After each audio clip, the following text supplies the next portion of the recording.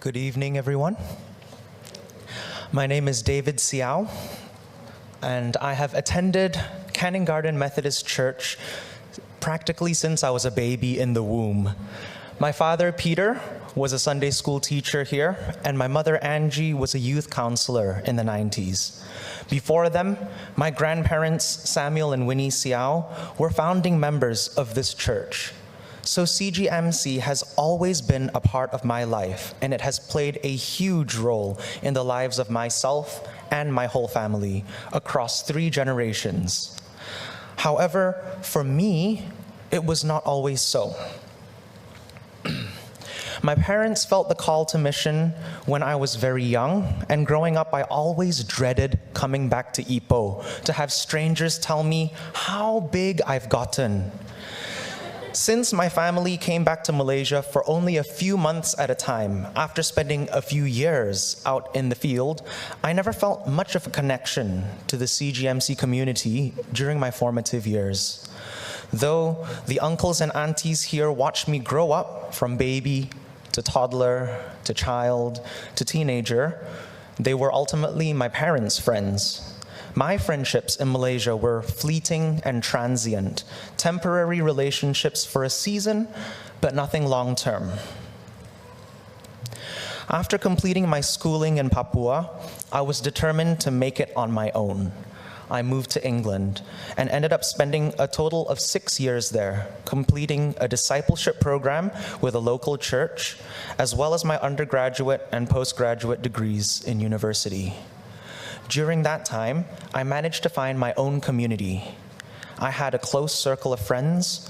I knew my way around Liverpool like the back of my hand, and I was attending and serving in a vibrant and lively church. I felt like I had finally found home, as much as someone can feel at home when I never had a permanent place to live in. However, it was during my final year in the UK that things took a turn. It became clear that I would not be able to continue living in the UK as I was unable to get a visa to remain. At the same time, the pastor of the church where I did my discipleship program was embroiled in an infidelity scandal, while the church that I called my own cast me aside for reasons that I can only speculate about. I felt betrayed and hurt. I questioned why God would call us to be part of a body when that body was broken and toxic, manipulative, and backstabbing. When I returned to Malaysia in 2018, I came straight back to CGMC, but I was cautious. Despite joining the worship team not long after coming back and getting involved in the children's ministry the following year, I was not a member, and I was hesitant to join a cell group. Would I experience the same treatment that I received at my church in England? Would the people here truly accept me for who I am? I was afraid of finding out the answer to these questions. And so I resisted getting too involved in the church community for fear of disappointment. To tell you the truth, I only finally joined a cell group so people would stop nagging me. It was a question that kept popping up. So, what CG are you in? Well, I'm not really part of one. Oh, you should join ours. Come for one of our meetings sometime. I'll think about it.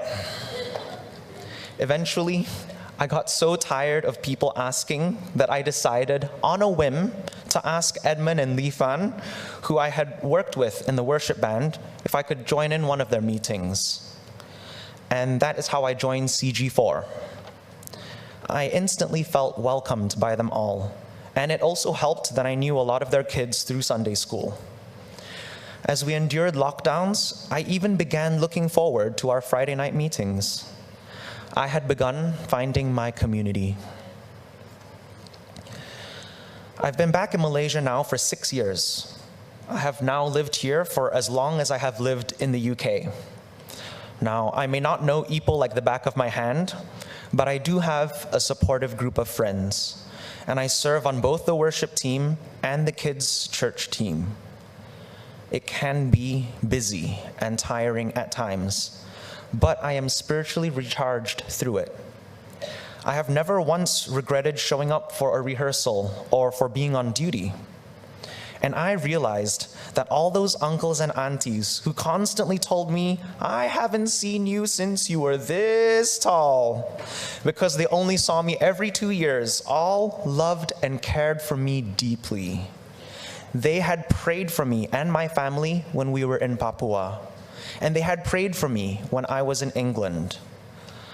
I am truly so blessed to have my support network here in CGMC.